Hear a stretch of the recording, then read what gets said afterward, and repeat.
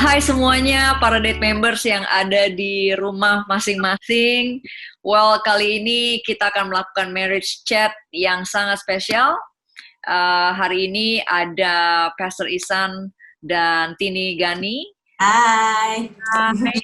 Dan juga bersama dengan kita narasumber yang luar biasa, Pastor Yusar dan Mara Badudu. Halo. Hello everyone. Ya, kali ini spesial kenapa? Karena marriage chat berkolaborasi dengan Next Gen Ministry, yaitu Parenting Ministry, yang diwakili oleh Pastor Yusar dan Mara Badudu. Mereka berdua adalah tentunya seperti teman-teman tahu, saudara tahu, mereka adalah pastors di JPCC dan mereka memimpin kedua pelayanan yang adalah marriage dan parenting. So, hari ini kita mau ngobrol-ngobrol sama mereka. Pastor Ihsan dan Tini Gani sendiri sudah menikah selama 17 tahun ya. Selamat sekali. Teenager kita. Sudah menikah selama 17 tahun, memiliki 4 orang anak. Lalu Pastor Yusar dan Mara sendiri sudah menikah selama 20 tahun. Wow, amazing. Dan memiliki 2 orang anak. Nah, hari ini kita mau bahas secara spesifik. Topiknya adalah Family Dynamics during COVID-19. Di mana kita semua ngalamin ya. Saya ngalamin, para pastors di sini juga ngalamin, dan Anda semua yang menonton juga pasti ngalamin. Tentunya ada sebuah kebiasaan yang sangat berubah, karena mayoritas kita sekarang sudah mulai yang disebut dengan work from home, bekerja di rumah. Anak-anak juga, untuk para orang tua yang punya anak-anak juga mulai learning from home. Tentunya ada ritme yang sangat-sangat berubah dari biasanya. Jadi kita pengen ngobrol-ngobrol, tujuannya untuk bantu Anda semua yang menonton, para orang tua dan pasangan yang sudah menikah, di mana sih kita bisa navigate atau menavigasi atau menyikapi kondisi yang ada hari-hari ini. Jadi kita langsung aja mau ngobrol-ngobrol sama mereka gitu. Nah, saya ingin nanya dulu nih, terlebih dulu sama Pastor Ihsan dan Tini Gani. Kira-kira dampak positif atau negatif apa sih yang dialami dalam rumah tangga kalian nih, dengan ritme yang berubah, kondisi yang berubah? Boleh cerita nggak apa yang terjadi dalam pernikahan dan rumah tangga kalian? Saya positifnya dulu ya, nanti yang negatifnya Ihsan yang share. Dari saya, positifnya adalah kita punya waktu jauh lebih banyak bersama-sama, waktu lebih fleksibel, nggak harus diburu-buru untuk sekolah. Kadang-kadang kalau sekolah kan harus rush ya, pagi-pagi rush, siapin ini, siapin itu, harus berangkat buru-buru, terus nanti mungkin les, segala macam, dan kadang-kadang padat banget waktunya. Tapi dengan fleksibilitas waktu yang banyak, kita punya waktu bersama lebih banyak, jadinya kita lebih mengenal satu dengan yang lain. Lebih tahu, oh si dia ini ternyata sukanya begini. Oh, antara saudara juga, the way they interact, kita juga perhatiin, oh lucu ya ternyata. Oh yang ini caring, yang ini perlu belajar untuk lebih bisa memanage emosi misalnya gitu. Jadi kita lebih kenal anak-anak kita. Dan juga at the same time saya lihat waktu yang lebih banyak ini membuat kita juga spend a lot of time together pastinya, tapi at the same time juga kita diajar untuk lebih kreatif, karena kan harus di rumah aja nih, nggak bisa keluar-keluar, mau kemana-mana juga nggak bisa gitu, jadi di rumah terus. Jadi kita cari cara untuk bisa spend time together dengan mereka, mungkin masak, mungkin juga beresin kamar gitu, hal-hal yang simple aja, tapi ini membuat sesuatu hal yang berbeda. Jadi kita bisa punya kreativitas yang lebih gitu dalam kita menjalankan hari-hari kita. Mungkin dari sisi negatifnya? Ya, fakta bahwa business is slowing down, tentunya itu akan memberikan dampak baik itu family in financial, ataupun ya pribadi secara pendapatan sendiri tentunya, dan perlu dilakukan adjustment here and there, of course. Namun dengan katakanlah istri seandainya tidak bekerja, having the kids untuk ada di rumah 24/7 ya. Sekarang benar-benar literally 24/7 ya, bahwa more time untuk mengasuh mereka, more time mungkin bisa menimbulkan more stress ya. Tentunya everybody's under pressure now. Ya, Slow kalau down tapi under pressure. ya slowing down, but more time together bisa menimbulkan more stress. Ya, tapi yang kita ketahui bahwa gesekan itu kan nggak selalu harus berpotensi konflik. Ya, bagaimana we manage tension dan friction, ya, tentunya itu yang perlu kita realize, ya, bahwa everybody's under pressure, ya, dan let's face this stressful time together as a husband and wife. Saya rasa itu yang penting untuk kita sadari, ya. Wow, kalau untuk Pastor Yusar atau Mara ada tambahan nggak yang kalian alami? Ya, sebenarnya sih mirip-mirip ya. Paling banyak waktu dan lebih bebas waktu memungkinkan kita bisa melihat sebenarnya kita ini kan kalau kita berempat ya, 2 anak, kita orang tua, membuat bisa melihat masing-masing kita sejauh mana bisa memanage waktu gitu. Dan kalau misalnya ada yang hal-hal negatif yang terlihat, misalnya of mereka manage waktu atau self control atau apa, itu membuat kita juga memang itu sisi negatif yang terlihat, tapi sisi positifnya kita punya banyak waktu juga buat mengkomunikasikannya gitu. Ya hal-hal seperti itu ya. Juga berkomunikasi satu sama lain, husband and wife gitu ya.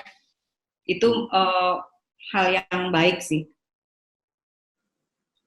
Bener banget ya.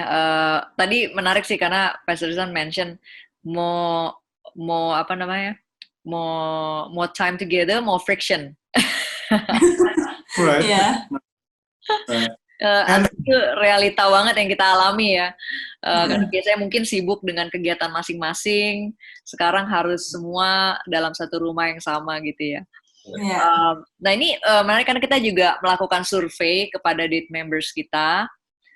Kita pengen tahu apa sih yang terjadi dalam rumah tangga mereka, pernikahan mereka, dan banyak orang tua yang mengatakan top 3 potential conflict yang mereka alami adalah 1, pengaturan waktu, itu yang paling tinggi ya, kesulitan juggle semua aktivitas yang ada dalam satu rumah, segabrukan sekalian gitu ya. Lalu another thing adalah disiplin anak, karena nggak ada school hours ya, jadi nggak cuma work from home nih, ada learning from home, dan juga membimbing anak termasuk dalam hal rohani, nggak hanya secara edukasi. Nah, ini saya pengen tanya nih sama Pastor Yusar sama Mara.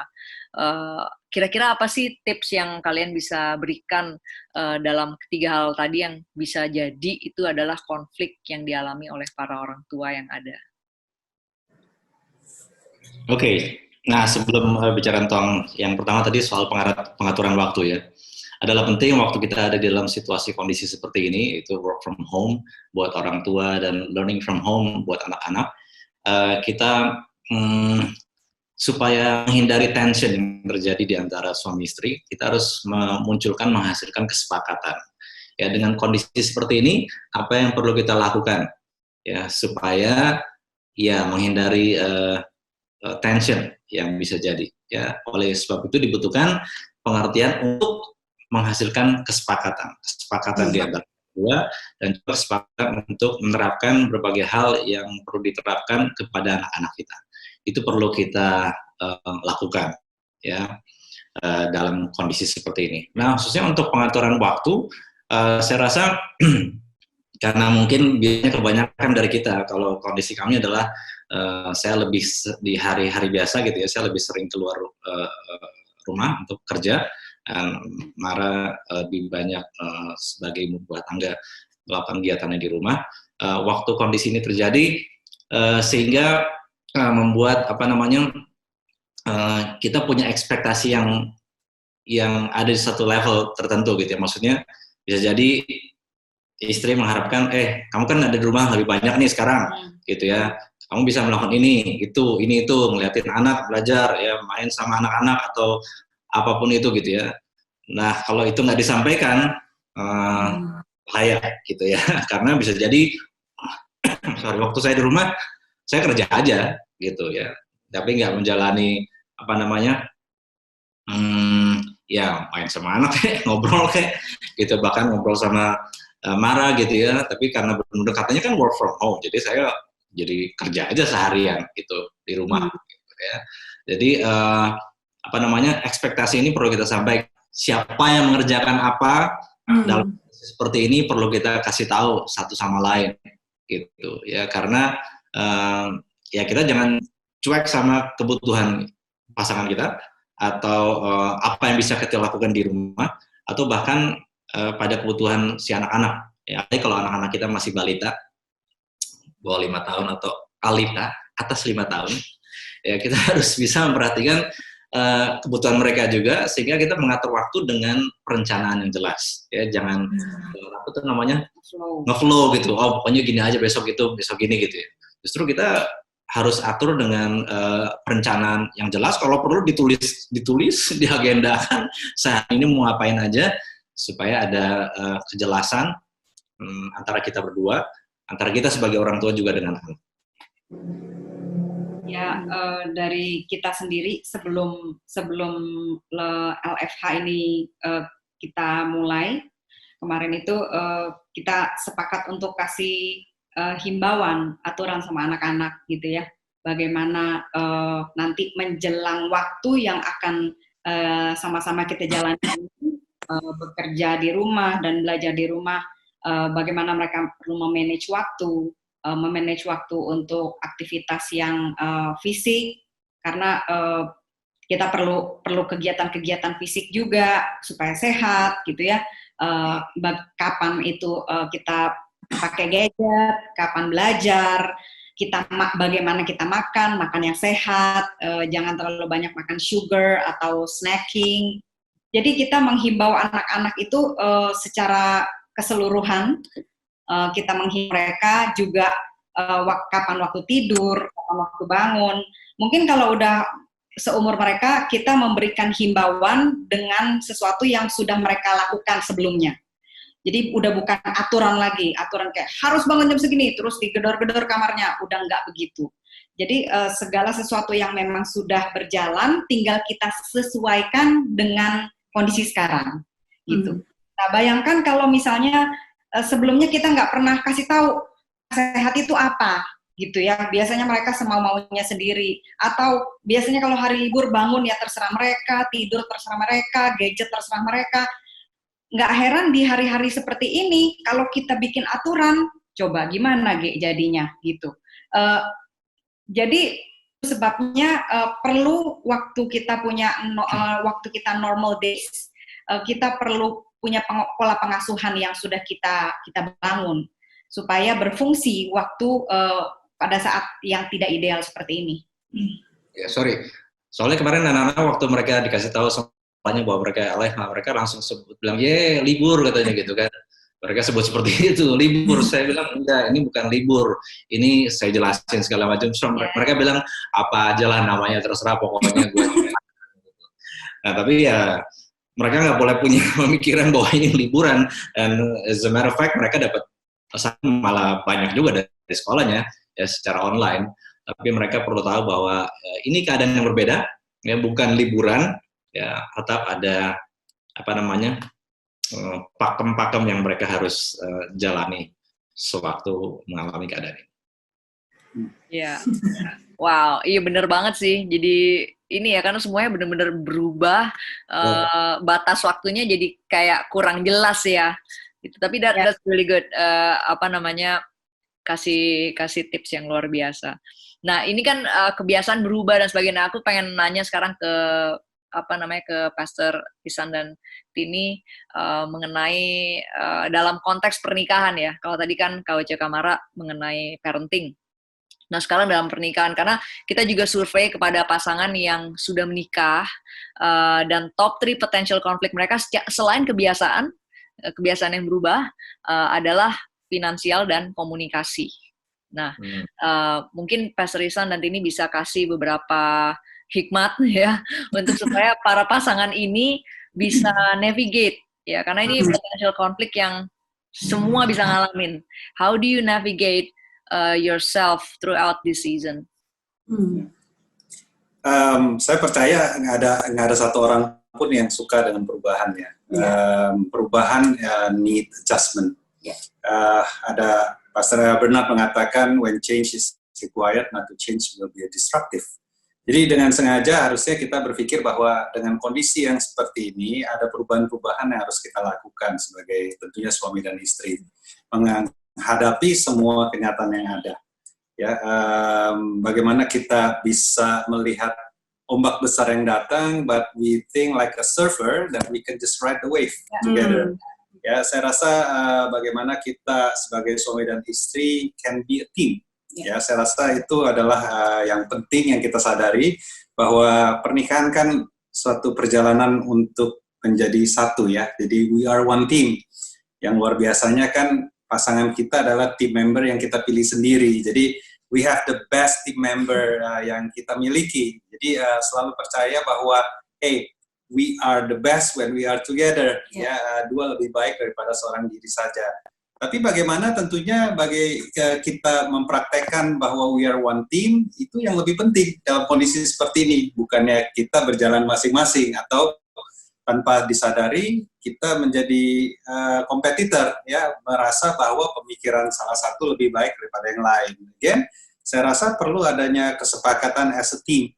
Ya, bukan berarti when we are tim ganda dalam badminton berarti setelah saya pukul setelah itu harusnya tim yang pukul. Tidak seperti itu. Siapa saja yang bisa melihat bola yang datang, yang pukul, this is not a 50-50 agreement. It's a 100%, 100 and 100 commitment. Jadi nggak perlu terlalu hitung-hitungan. Kan kamu harus lakukan itu dong. Aku kan sudah lakukan ini. Ya, saya rasa tidak perlu lakukan seperti itu. Ya, we are one team. Jadi the goal is bagaimana the team win. Ya, bagaimana kita bisa ride the wave. Ya, setelah itu juga hal yang perlu kita sadari bahwa we need to have more empathy. Empathy yang saya maksudkan di sini adalah semua pribadi tentu ada dalam stres yang berbeda-beda. Ya, seorang suami yang katakanlah we are born provider dengan kondisi yang seperti ini tentunya ada hal-hal yang mungkin dia khawatirkan tentang bagaimana kalau ini berjalan terlalu akan panjang dan lain-lain. Be a spouse that can show empathy. Ya, jangan malah menunjukkan kekhawatiran. Aduh, gimana nih nanti kita mau makan apa? Hal-hal seperti itu atau gimana? Gajian udah belum? Udah belum gajian. Jadi pertanyaan yang sama yang menggambarkan kekhawatiran. Tapi it's that show your faith. Ya, praktekkan apa yang bisa dilakukan bersama-sama, memiliki iman bersama-sama, be the greatest supporter for him or her. Ya, bagaimana kita bisa terus menunjukkan bahwa hey, it's okay, mungkin kita belum ada skor kita belum lebih tinggi daripada lawan, tetapi we gonna win this game together. Ya, itu yang perlu kita lakukan, bukannya mengajarkan hal-hal yang kamu harusnya begini dong, kamu harusnya begitu dong, but be more I know you can do it. We can win this game. Saya rasa itu adalah hal-hal yang bisa kita tunjukkan sebagai empati kita, ya, bahwa kejujuran itu memiliki resiko. Ya, pada saat pasangan mengatakan aku nggak tahu nih mau seperti apa nantinya ke depannya. Ya, jangan kita melihat itu sebagai kamu gimana sih kok jadi pasangan kok nggak becus begitu ya, ataupun be more empathy. It's okay. Apa yang bisa kamu sampaikan, yang bisa kita doakan bersama-sama. This is gonna be our fight together. Ya. Saya rasa itu adalah hal-hal yang bisa kita tunjukkan kepada pasangan kita. And saya rasa dengan katakanlah kita bisa menunjukkan bahwa I will never leave you nor forsake you. I'm gonna be your greatest supporter. I think that's all the energy that we need untuk bisa melewati kondisi ini bersama-sama as a husband and wife. Yeah. Mungkin kalau dari saya di masa-masa yang mungkin slowing down tapi high stress situation, karena mungkin lihat itu lagi rumahnya sepetak gitu, maksudnya dengan ada konflik ya, lagi dengan adanya sanitizer everywhere. Ya, jadi seringkali gitu. Kadang-kadang saya punya kebutuhan, dia pun punya kebutuhan gitu. Seringkali kita harus belajar untuk lebih mindful, lebih memperhatikan bagaimana nih caranya saya bisa address my need tanpa saya being offensive pada dia. Seringkali mungkin kesalahan yang mungkin saya juga buat gitu, yang saya lakukan adalah memperkatakan hal-hal yang sebenarnya saya perlu bantuan, tapi saya bilangnya gini, misalnya ya, loh kok kamu seharian duduk-duduk aja cuma liatin handphone, nggak lihat nih saya butuh bantuan. Itu menunjukkan message bahwa kita tuh ngejudge dia, kita tuh mempermalukan dia apabila kita berkata seperti itu. Tapi ketika kita belajar untuk addressing kebutuhan kita, untuk menyatakan kebutuhan kita dengan mengatakan I feel dan I need, contohnya saya merasa overwhelmed nih, anak-anak masih belum keurus, sedangkan saya sebentar lagi ada meeting dengan bos gitu. Saya butuh bantuanmu untuk memperhatikan anak-anak saat ini. Itu akan jauh lebih mudah diterima dan akan sangat baik ya diterimanya daripada yang kamu nih duduk-duduk doang nggak ngapa-ngapain gitu. Dengan kita menyampaikan I feel dan I need yang kita sampaikan dengan baik, itu nggak akan membuat pasangan kita jadi kesel, jadi marah, dan memperburuk situasi yang menambah konflik yang nggak perlu. Jadi perlu be mindful in how we ask for our need. Wow.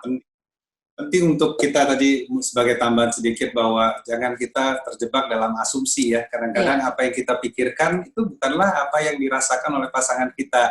Dan tadi Pak Setia mengatakan bahwa masalah yang terbesar adalah komunikasi. Always remember the objective, tujuan dari kita berkomunikasi kan untuk bisa dimengerti dan mengerti siapa pasangan. Jadi in every communication that we have, ya dari setiap percakapan yang kita miliki, at the end of the conversation, apakah kita mendapatkan suatu kehidupan di sana, atau justru ada kematian yang membawa hubungan ini menjadi renggang, menjadi bukannya menjadi satu, tapi membuat kita semakin set apart. Jadi saya rasa itu yang perlu kita sadari, bahwa in every communication yang kita miliki, remember bahwa kita yang pilih loh nih team member ya. Ya kan, this is the best yang dulu kita kejar-kejar ya kan. Yang kita bilang lautan pun ku seberangi, gunung pun ku daki ya. Jadi tentunya jangan tiba-tiba karena all the condition that happening right now, dia become somebody that nggak bisa mampu, nggak cukup, nggak semua yang nggak capable. Remember that this is the best team member that we can have. Wow, what wisdom.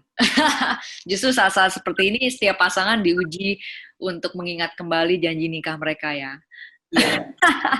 Betul sekali. Well, just to recap tadi yang Pastor Rizwan bagiin, ingat bahwa kita itu adalah satu tim, ya. Yang kedua, kita perbesar empati kita terhadap satu sama lain. Dan yang ketiga, be mindful. Tadi bagus banget yang Citi ini bagiin, mengatakan, I need, saya merasa saya butuh ini, dan saya perlu ini dari kamu, gitu ya. Instead marah-marah atau showing kekesalan kita. Itu karena itu nggak membawa solusi ya, malah bikin ribut ya, Ci ya. Saya selalu mengingatkan diri saya sendiri bahwa anger doesn't bring solution gitu. Jadi belajar untuk menyatakan segala sesuatu tanpa perlu marah-marah. Karena marah tuh nggak menambahkan apa-apa sebenarnya. Ya, betul banget. Malah menambahkan api menambahkan bensin ke api. Biasanya yang marah nggak sadar ya kan? Nggak sadar. Dipraktekin tuh barusan. Oke. Well, sekarang saya ingin kembali dulu ke Pastor Yusa dan Mara. Tadi kan sudah bahas tentang pengaturan waktu ya. Well, another tension yang seringkali terjadi adalah bagaimana orang tua merasa kesulitan untuk mendisiplin anak, terutama dalam ritme-ritme seperti sekarang ini.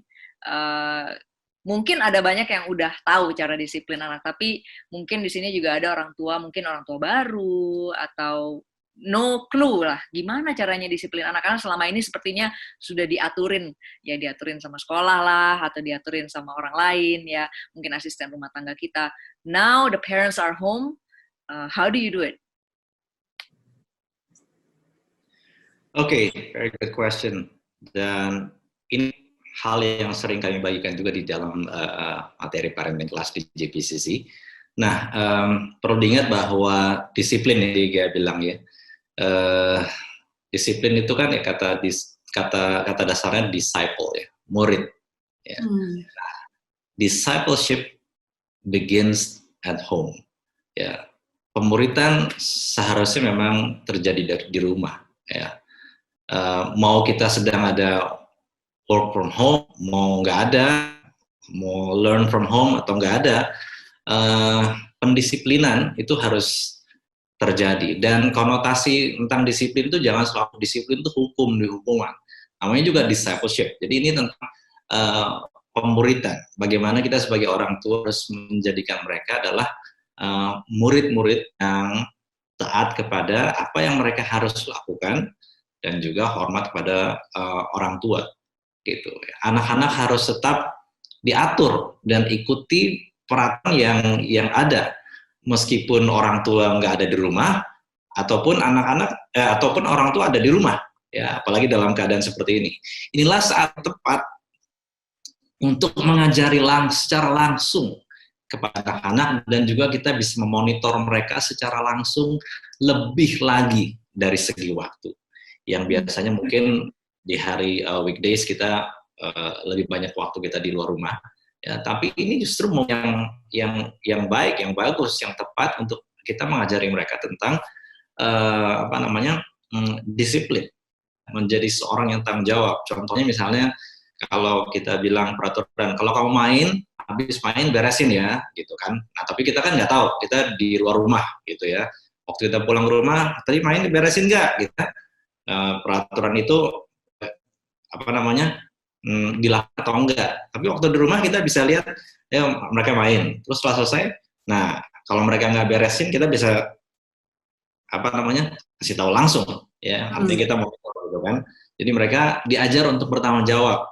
Ya, biasanya kita bilang mandi ya jam 5 misalnya. Kita belum sampai rumah hari-hari biasa. Tapi sekarang kita ada rumah gitu kan.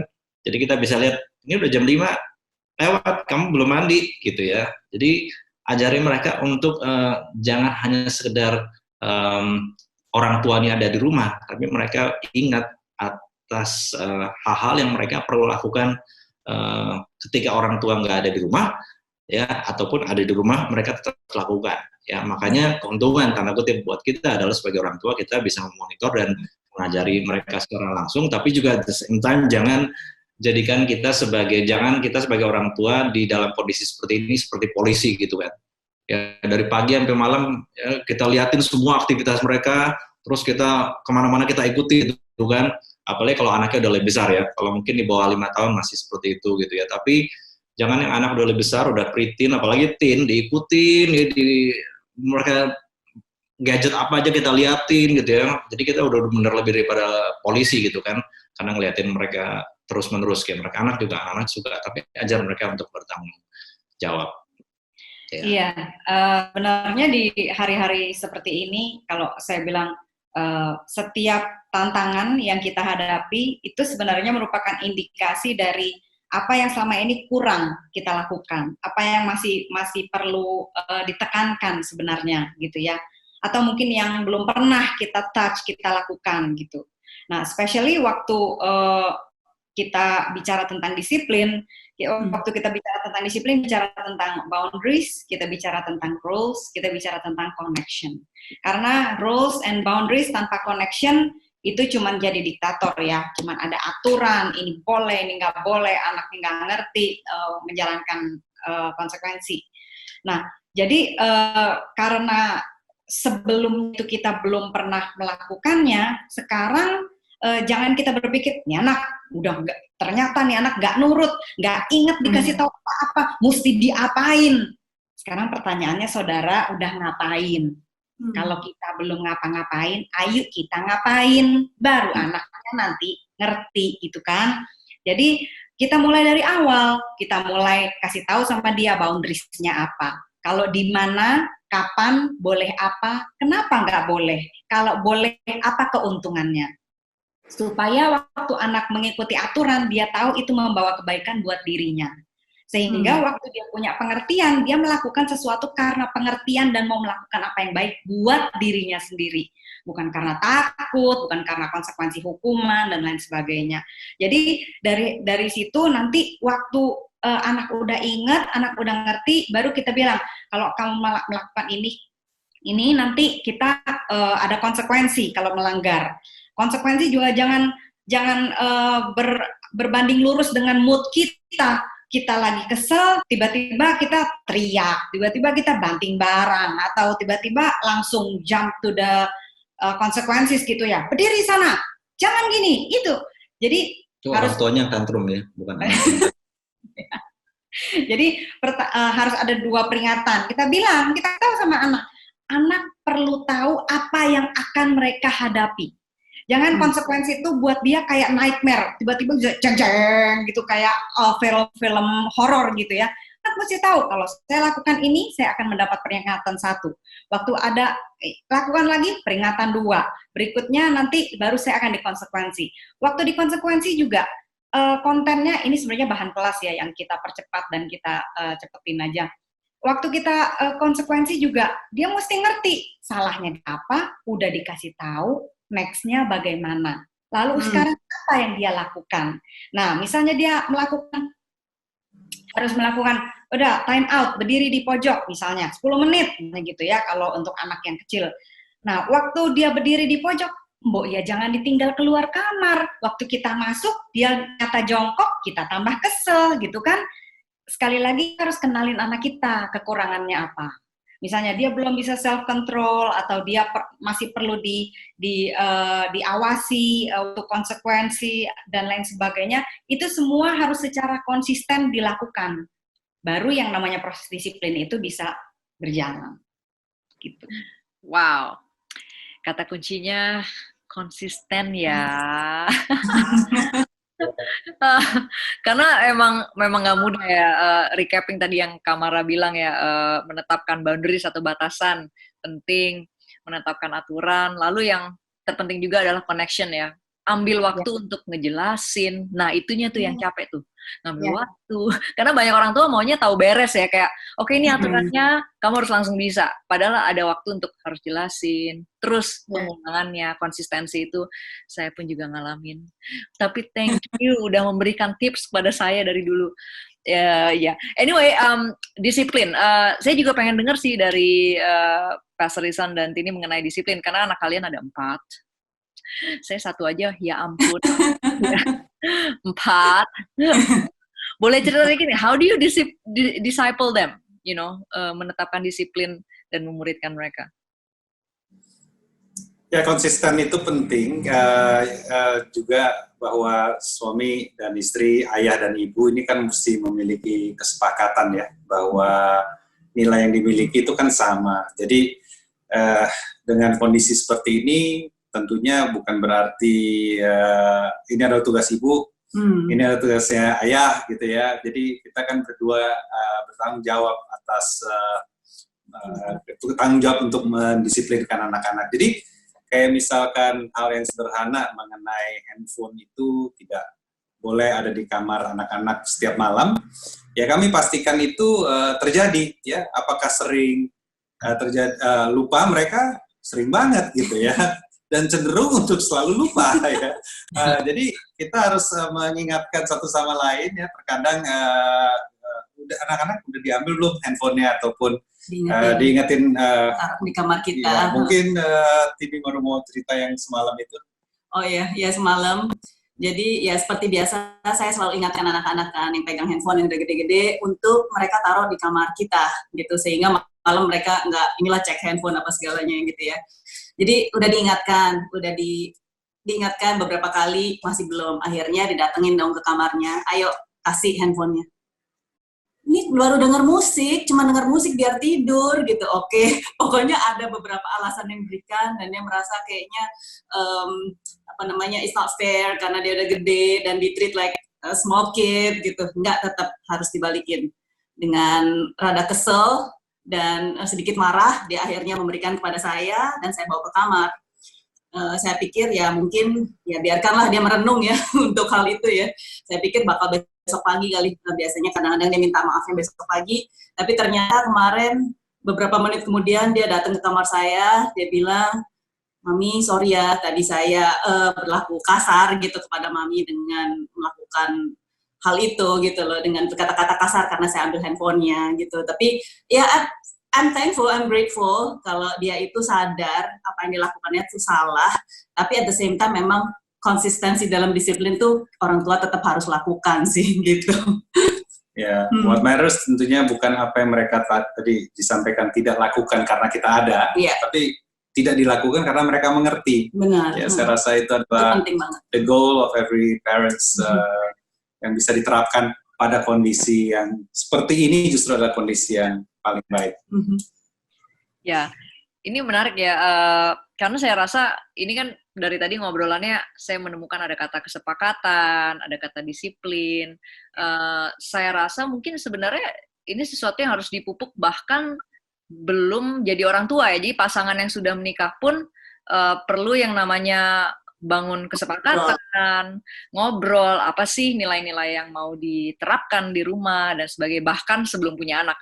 Benar nggak?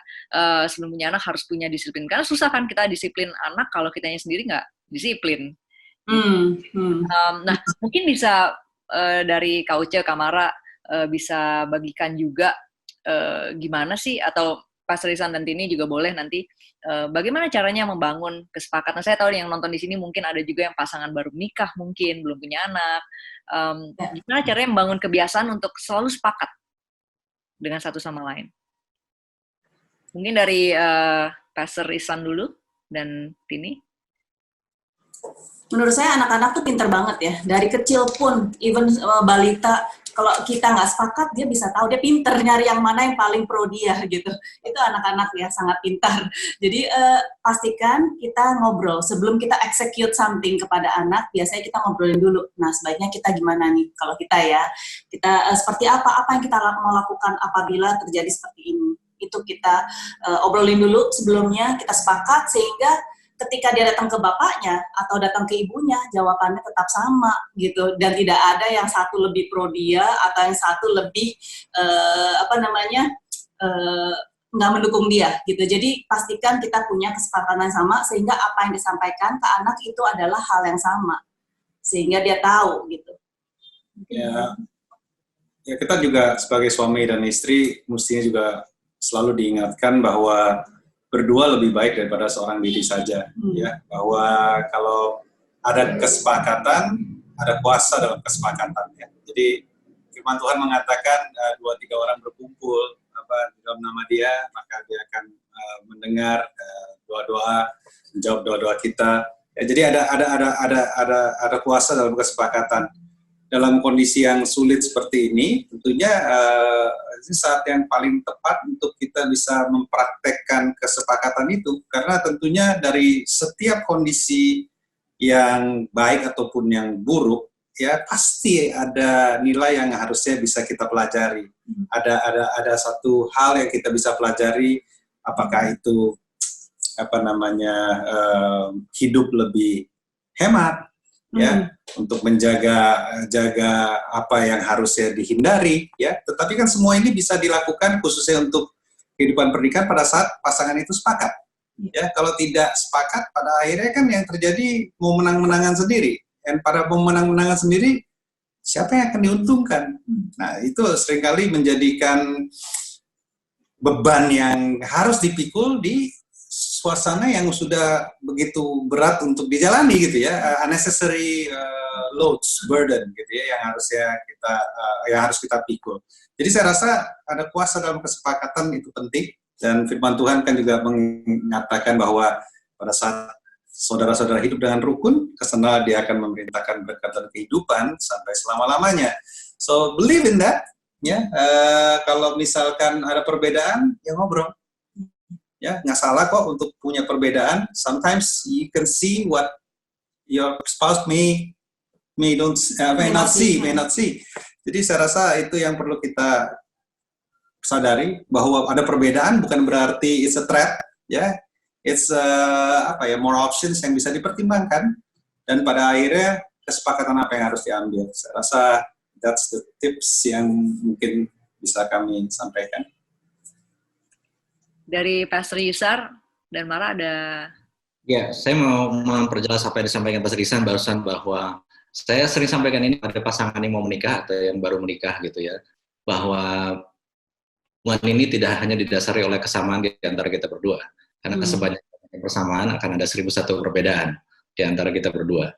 Ya, sehingga kenapa butuh kesepakatan? Karena ada yang berbeda.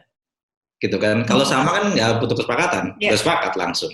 Kenapa butuh sepakat? Karena ada yang berbeda.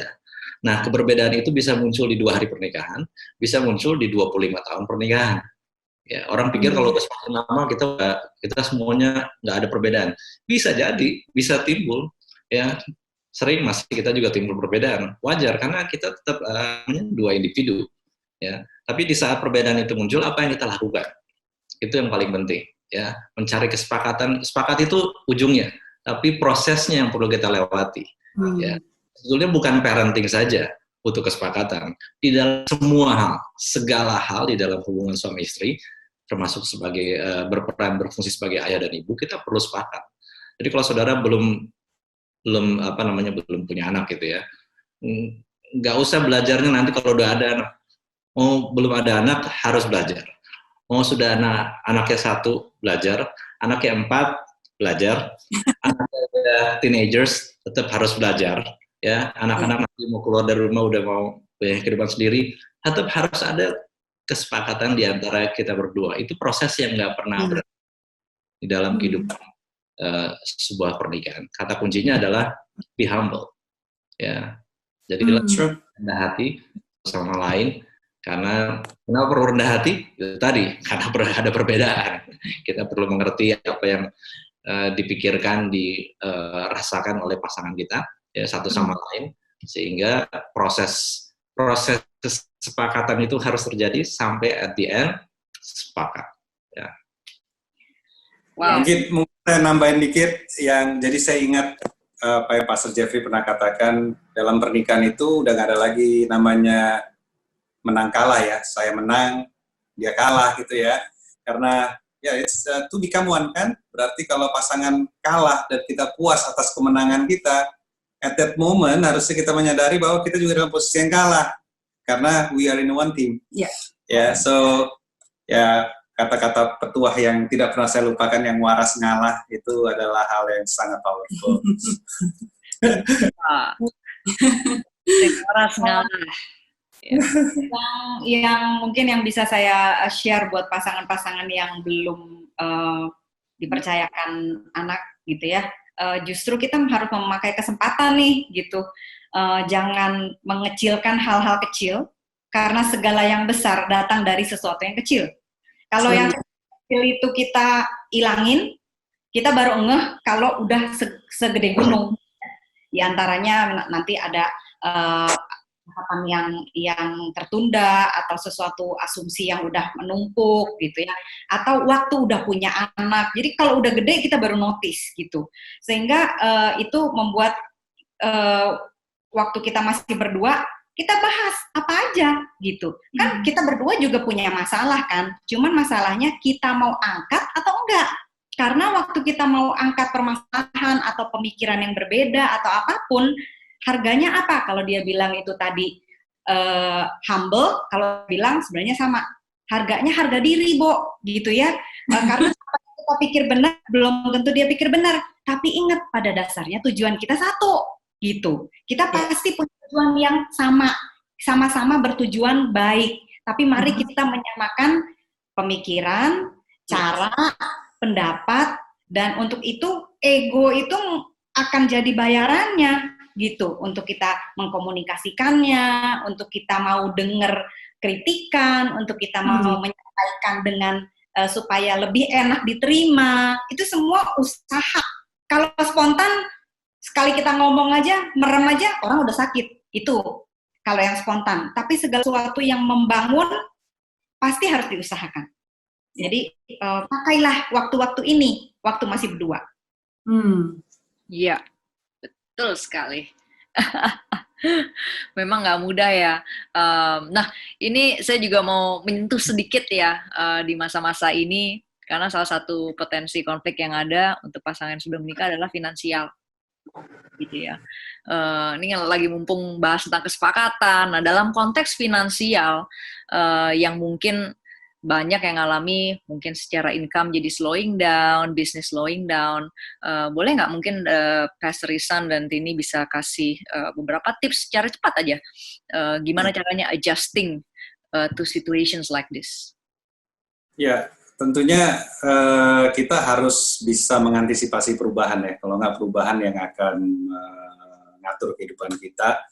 Jadi bagaimana kita mengantisipasi? Pertama tentunya adalah ya unnecessary expenses itu harusnya udah mulai dipangkas. Hal-hal yang nggak perlu. Jadi tentunya apa yang kita pelajarin, kebutuhan primer, sandang pangan papan itu yang paling penting. Yang lainnya think about it, karena kita nggak pernah tahu seberapa jauh ini akan terus berlangsung. Jadi hiduplah cukup.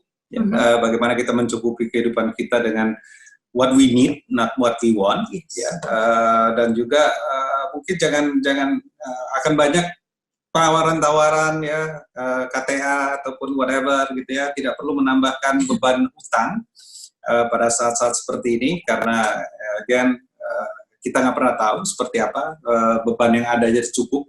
Ya, jangan menambahkan dengan beban-beban lain yang nggak perlu. Ya, and just enjoy life. Ya, be yang tadi tahu bagaimana kita bersikap kepada pasangan pada saat dia jujur tentang kondisi yang ada, mungkin ya, be the greatest supporter, baik di area keuangan, tentunya bagaimana kita adjusting our life untuk menghadapi masa-masa sulit ini. Ya, kembali lagi ke prinsip yang tadi yang have more empathy ya, pada pasangan kita, dan juga be mindful dengan cara komunikasi kita terhadap pasangan gitu ya. So ya, prinsipnya selalu kurang lebih sama ya, gimana tinggal dipraktekin ke setiap area kehidupan pernikahan yang ada, termasuk finansial ya. Oke. Nah, kita akan beralih sebentar ke pertanyaan tentang membimbing anak ya. Jadi ini saya mau tanyakan kepada Pastor Yusar dan Mara. Tentunya selain work from home, learning from home, kita pun juga beribadah dari rumah nih. Tentunya secara membimbing anak bisa secara edukasi ataupun nilai sehari-hari, tapi saya juga banyak temukan orang tua yang merasa nggak capable untuk bisa membimbing anak secara rohani, seperti itu. Jadi saya ingin tanya kepada Pastor Yusar dan Mara, boleh nggak bagiin sedikit tips buat para orang tua, how do you, gimana caranya membimbing anak? Ya, so sebetulnya situasi kondisi sekarang ini ya merupakan sebuah kesempatan emas ya, dan momen buat kita orang tua ada bersama dengan anak di waktu yang lebih banyak. Itu yang saya maksud ya. Ya, lebih banyak, maksudnya mungkin weekdays kita lebih banyak aktivitas kerja ya. Tapi ini saat-saat dimana kita dipaksa tanda kutip ya, ada bersama dengan anak-anak di waktu yang lebih banyak ya. Tapi gini, waktu kita punya kesempatan itu, apa yang kita lakukan? Gitu. Apa yang kita lakukan waktu waktu ini disediakan kepada kita. Jangan hanya sekedar bersama di waktu dan tempat yang sama, tapi kita nggak melakukan apa-apa. Ya, justru di waktu di tempat kita dikasih secara bersama-sama ada antara orang tua dengan anak, kita bisa menaruh nilai kepada mereka. Nilai itu bukan hanya sekedar waktu kita khotbahin mereka ya, enggak, tapi waktu kita sedang main sama mereka, waktu sedang bimbing, sedang belajar. Ya, waktu kita sedang cerita, ngobrol sama mereka, ya bisa cerita macam-macam lah ya. Termasuk kalau konteks tadi dia bilang rohani, bisa nggak kita bacain mereka buku cerita Alkitab yang selama ini mungkin jarang kita lakukan atau sedikit banget waktunya. Ya, doa sama-sama. Lebih ya, saya nggak minta doa semalam suntuk atau semalam ngantuk gitu ya, bareng doa sama anak-anak gitu ya. Tapi yang biasanya kita jarang lakukan, kita bisa lakukan lebih sering ya, 10 menit ya, serah berapa lamanya ya, tapi kita mau lakukan atau enggak Ya, karena sebetulnya ini semua perkara rohani. Yang nggak ada kita kotak-kotakan ini perkara rohani, ini bukan perkara non rohani. Apa yang kita lakukan sehari-hari semuanya adalah perkara rohani. Especially I'm talking to you all the daddies. Ya, semua ayah, papa, papi yang relatively lebih lebih sering ada aktivitasnya di luar rumah di dalam hari-hari biasa. Ini kesempatan buat Anda untuk membangun hubungan lebih lagi dengan anak-anak saudara yang biasanya mungkin hanya nganterin sekolah ya 10-15 menit, kita ketemu anak malam cuman setengah jam, 1 jam, udah gitu ya setiap hari seperti itu. Ini kesempatan Mas buat menunjukkan ya, bukan menunjukkan tapi berkenalan, tanda kutip, berhubungan lebih lagi, membangun hubungan lagi dengan anak-anak saudara supaya saudara semakin tahu siapa anak-anak saudara, mereka juga semakin lebih tahu Anda khususnya sebagai seorang ayah. Ya, kenapa saya bilang ayah? Karena ini ada di materi yang kami sampaikan, satu sesi secara khusus tentang ayah, ya, karena ya pria perlu belajar lebih lagi ya, untuk membangun dengan anak-anaknya. Ya. Mungkin juga konteks yang kita sering dengar membangun hal rohani di dalam dunia anak gitu ya, di dalam kehidupan anak kita, itu terdengar terlalu serius gitu di pemikiran banyak orang gitu ya. Seolah-olah kayak sesuatu yang bobotnya berat atau kaku gitu.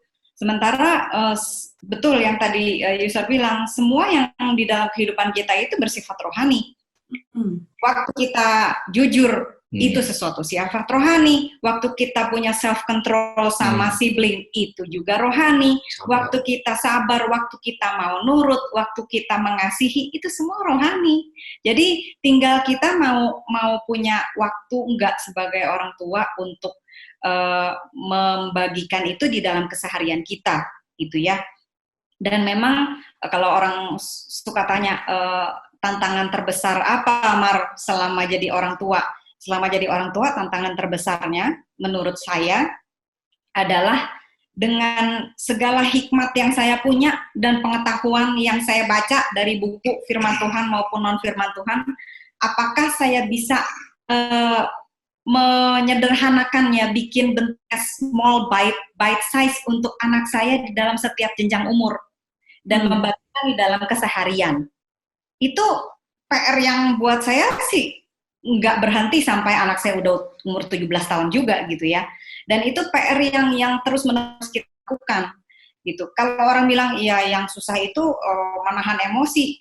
Menahan emosi itu praktis ya kan. Tapi kalau memikirkan, menyederhanakan setiap pemikiran yang besar menjadi pemikiran yang kecil, cari contohnya, cari ceritanya, cari momennya, menyampaikannya. Buat aku itu tantangan yang terbesar sih. Karena harus juga terus kita lakukan. Dan saya temukan di JPCC, ada di My JPCC application, ada face card dan ada parent queue yang sangat bisa membantu orang tua gitu ya. Karena face card itu di situ kalau kita baca, kita bisa tahu di umur segini anak kecenderungannya apa. Biasanya kemajuannya gimana. Dari bayi sampai SMA. Bayangin kita ngirit waktu untuk kita yang saya bilang tadi, pondering, untuk mikirin gitu ya. Dan untuk parent queue, buat orang yang have no clue nih mau ngomongin apa ya, firman Tuhan dari Kejadian sampai Wahyu, apa ya yang mau diomongin gitu ya. Kayak susah banget gitu. Tapi di parent queue kita dikasih tahu poin kecil aja. 1-2 kata, 3 kata yang bisa kita elaborate dengan sederhana gitu, dengan usia mereka masing-masing. Nah, itu bisa dipakai. Itu sangat membantu kita. Ya, semuanya itu ada di My JPCC apps. Betul sekali. Saya juga pakai. Thank you banget untuk Next Gen Team, parenting, sangat bantu. Kayak saya ingat minggu ini Little Heaven itu seumuran Judah lagi bahas tentang following Jesus. Jadi setiap hari saya ulang aja itu. Follow Jesus, we can follow him. So para orang tua jangan lewatkan setiap resources yang kita sudah berikan, dan juga tidak hanya parenting, dalam marriage pun juga kita berikan begitu banyak resources. But hey, thank you so much untuk Pastor Yusar dan Mara dan juga Pastor Ihsan dan Tini untuk hikmat yang sangat luar biasa. Nggak berasa udah ngobrol sejam. Banyak banget kita belajar mengenai kesepakatan, tentang being mindful sama suami istri kita, have more empathy terutama dalam situasi seperti ini, disiplin, banyak banget. There's so many things yang kita bisa praktekkan dalam masa-masa seperti hari ini. So again, terima kasih buat waktunya. Saya juga belajar banyak. Kami berdoa supaya teman-teman, saudara semua yang nonton hari ini bisa, navigate pernikahan kita, parenting kita dengan kondisi working from home, learning from home, bahkan beribadah dari rumah. So that's our prayer sebagai pemimpin di JPCC. So yeah, I think that's all. Mari kita sudahi secara Kristen. Mari kita berdoa. Saya akan pimpin kita dalam doa. Terima kasih Tuhan, kami ucap syukur untuk sesi yang kami baru lewati, bicara tentang pernikahan, bicara tentang parenting. Berdoa untuk Tuhan supaya setiap hikmat yang kami sudah dengar, Roh Kudus, Engkau yang mampukan setiap jemaat-Mu untuk mengerti, untuk direnungkan lebih lagi, dan juga tentunya diaplikasikan dalam kehidupan rumah tangga kami, bersama dengan suami istri kami, dan juga anak-anak kami. Berdoa supaya Engkau yang bisa memampukan mereka melakukan setiap kebenaran firman Tuhan yang kami sudah dengar. Dan juga berdoa untuk setiap rumah tangga, Tuhan, Engkau mampukan melewati situasi-situasi yang mungkin saat ini masih tidak menentu. Kami tahu bahwa mungkin secara fisik mata kami tidak melihat ada perubahan yang signifikan, tapi kami tahu bahwa Tuhan tetap bekerja di saat-saat seperti ini, dan kami mau bangkitkan iman kami, Tuhan. Terima kasih Tuhan, tutup bungkus setiap pembicaraan kami hari ini, supaya kami bisa melakukan apa yang Kau mau kami lakukan dan menjadi terang dimanapun Tuhan tempatkan kami untuk berada. Terima kasih Tuhan, di dalam nama Yesus Kristus Tuhan kami berdoa, mengucap syukur, dan semua yang percaya katakan Amin. Well, what a great marriage chat / parenting. Thank you so much, Pastor Ihsan, Tini, dan juga Pastor Yusar. Thank you. And God bless you. God bless you. Bye. See you. Bye.